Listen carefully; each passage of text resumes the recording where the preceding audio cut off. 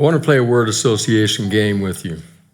So I'm going to mention a word, and I want you to quickly and maybe quietly notice your associations with that word. What comes to mind most quickly, most naturally? What do you associate with it? So here's the word. King.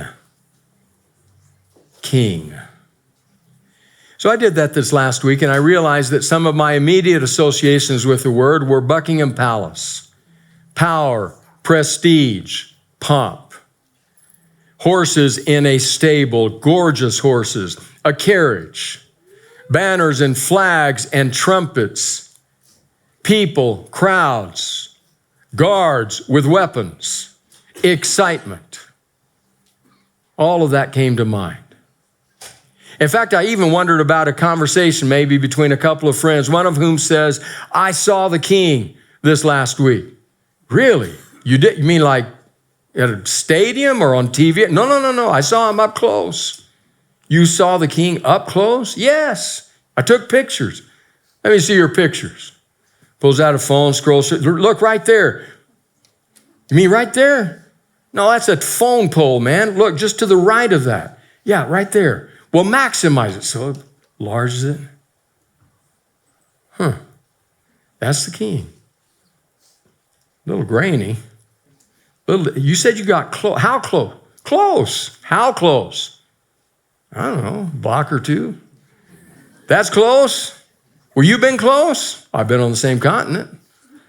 I thought about those kinds of things. And I thought when the name king, when the word king comes to mind, probably the most natural word for me that jumps to mind is the word distant. Distant. Removed. Unapproachable. Untouchable. So we've been in this series entitled The Cradle and the Cross, Christmas in a Cradle, Christmas on a Cross. The first 3 weeks of the series, we've been in Matthew, Mark, and Luke. So today we go to John. Now, John doesn't have the cradle. He's like Mark. No nativity scene.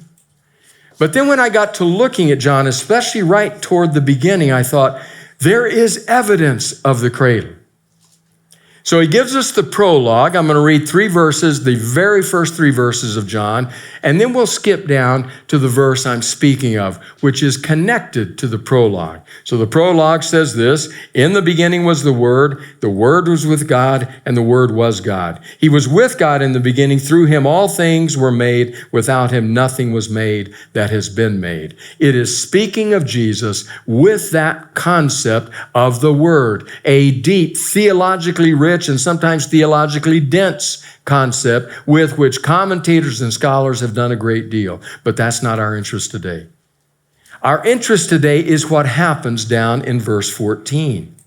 Because in verse 14, John writes, the Word, that is Jesus, became flesh and made his dwelling among us. We have seen his glory, the glory of the one and only Son who came from the Father, full of grace and truth. The Word became flesh and made his dwelling among us. That's the cradle. He became flesh, lived among us. I love the way Eugene Peterson, in his paraphrase, The Message, renders that verse. He renders it this way, the Word became flesh and blood and moved into the neighborhood.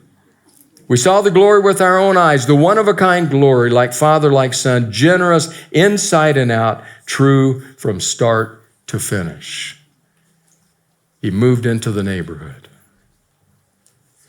About then, I started wondering, I wonder if my word distant is the best word.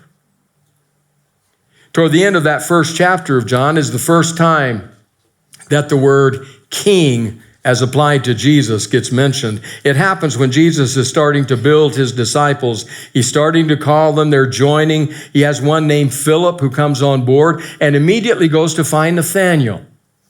And he says to him, we found him, the one we've been waiting for.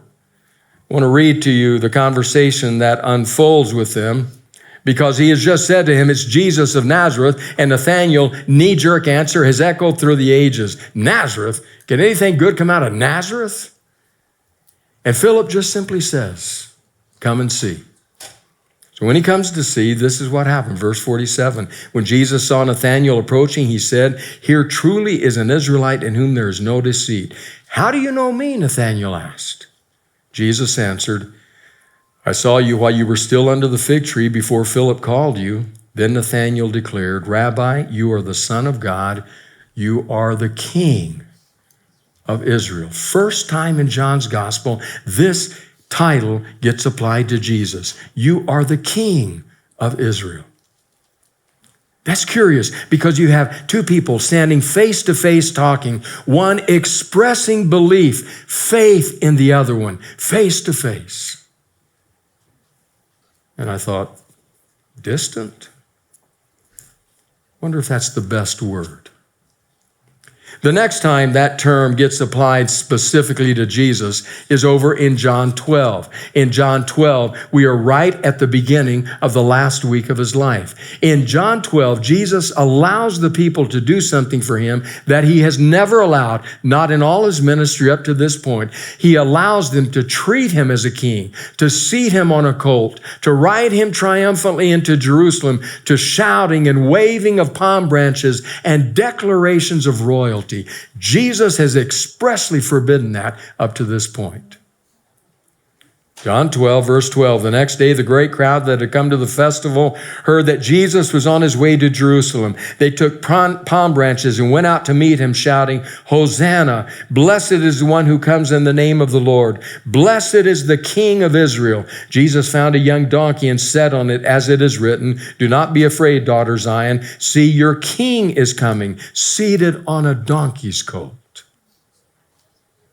Distant was my word.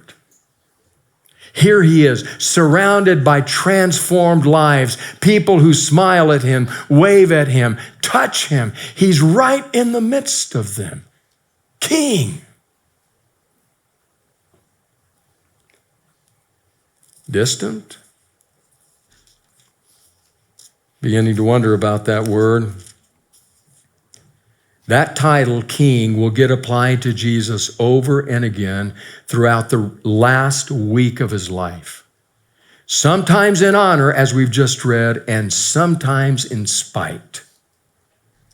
So we see him next, standing bound but not bowed, standing captive but not a prisoner truly, beaten and bloodied before Pilate, the Roman prefect.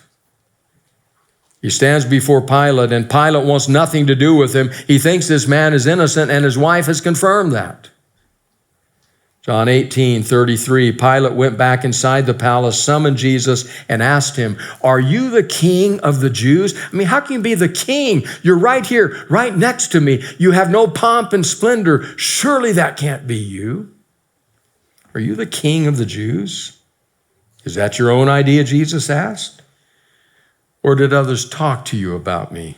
Am I a Jew? Pilate replied. Your own people and chief priest handed you over to me. What is it you have done? Jesus said, my kingdom is not of this world. If it were, my servants would fight to prevent my arrest by the Jewish leaders. But now my kingdom is from another place. You are a king then, said Pilate. Jesus answered, you say that I'm a king. In fact, the reason I was born and came into the world is to testify to the truth. Everyone on the side of truth listens to me. You a king? What is truth? Retorted Pilate. With this he went out again, and the Jews gathered there and said, I find no basis for a charge against him, but it is your custom for me to release one prisoner to you at the time of the Passover. Do you want me to release the king of the Jews? They shouted back, no, not him. Give us Barabbas. Now Barabbas had taken part in an uprising. Then Pilate took Jesus and had him flogged, the shoulders twisted together a crown of thorns, put it on his head. They clothed him in a purple robe, went up to him again and again saying, Hail, King of the Jews, and they slapped him in the face. King, king, king, over and again, ending with a stinging slap across the face, a handprint on his cheek. Distant? I mean, close enough to be slapped. Is distant the best word?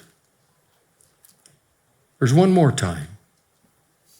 One more time, as I see it, as I picture it, a soldier sloshed some paint onto a wooden board, took that wooden board, hung it around Jesus' neck, said, "You'll wear this. It's your crime," as you stagger toward Golgotha. Once they arrived at Golgotha, it was nailed to the head of the cross. John tells that story too. Picture it in your mind. Jesus, abandoned, rejected. What will become of him? He's on the cross.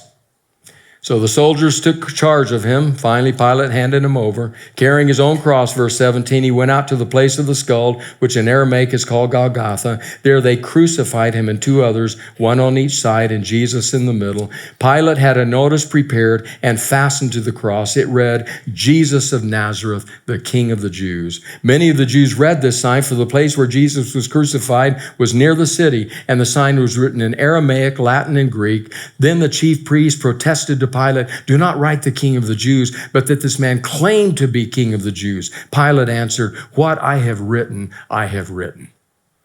Pilate is fed up. The trial, if that's what you want to call it, he says, has taken place. The verdict, as much as I didn't want it, has been reached.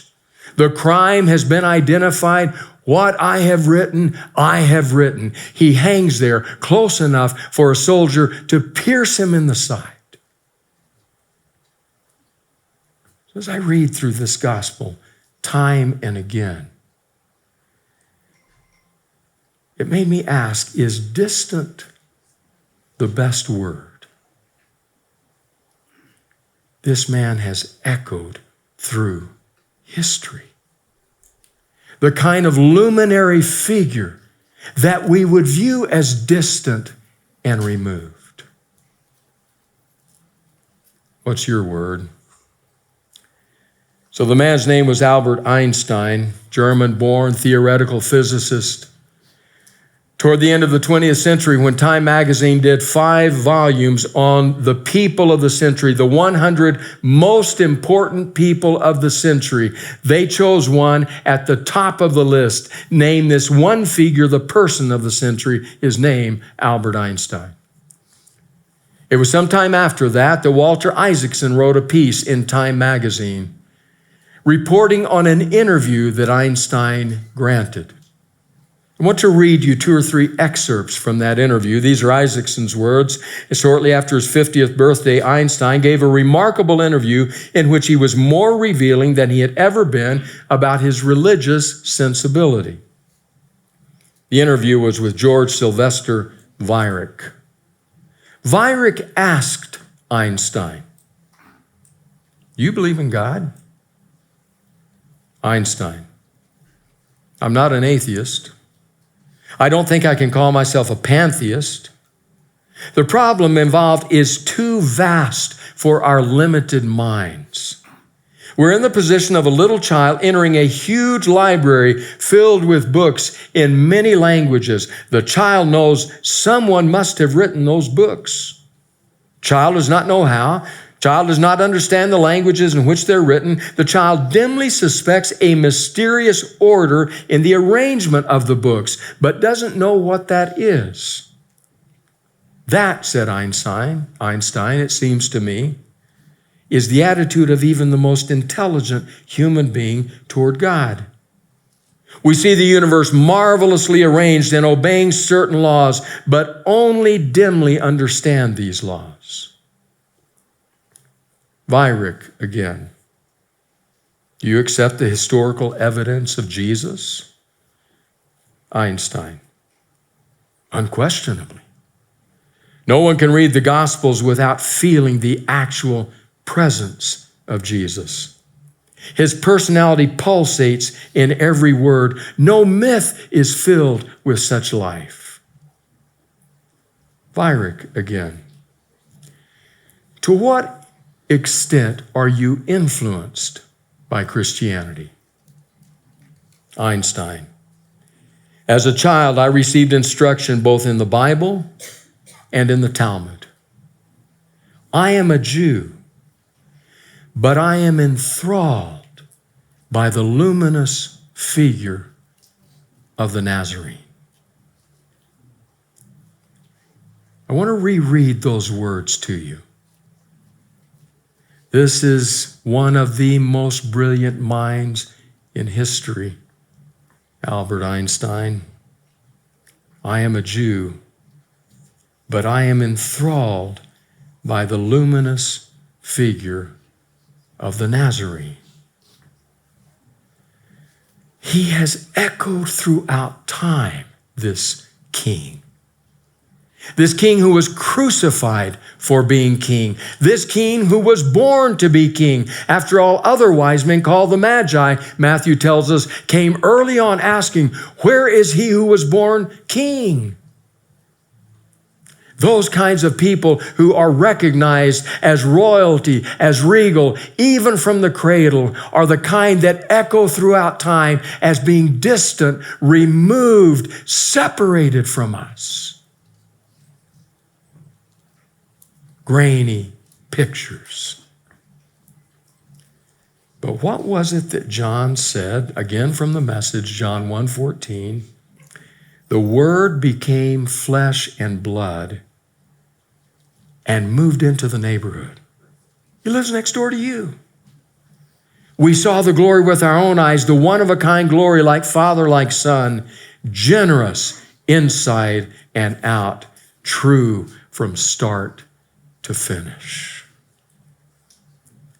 By the time I finished these thoughts, I thought distant is not the word. Not the word for someone who speaks face to face with us, whom we can touch, who lives next door, who can be slapped, pierced, from cradle to cross, living in our neighborhood. So what is it that characterizes him then? I choose Peterson's word when he says, generous inside and out, true from start to finish. He's characterized by accessibility and generosity. That's why the words of John Zoll spoke to me. Writing on the Mockingbird blog, this is what Zoll wrote. A few years ago, a friend, the owner of a high-end local department store, gave me a very generous gift certificate. When I went to use the gift certificate, he met me at the store, his store, and walked with me as I selected a sports coat, a dress shirt, a pair of shoes. I made sure to look at each of the price tags on the sly so I could overshoot the gift certificate enough to put some cash back into the store's register, thereby showing my gratitude for his generosity.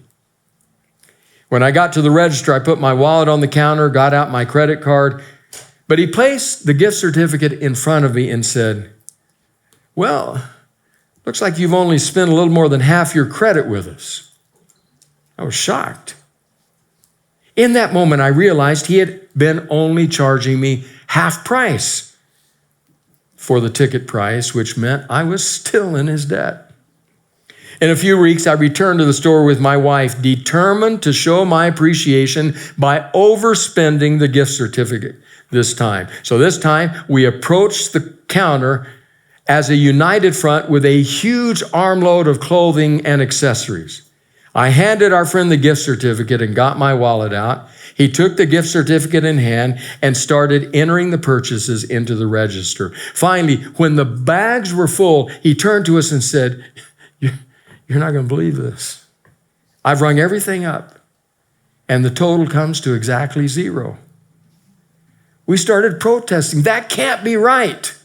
The bill should be well above what we have in store credit.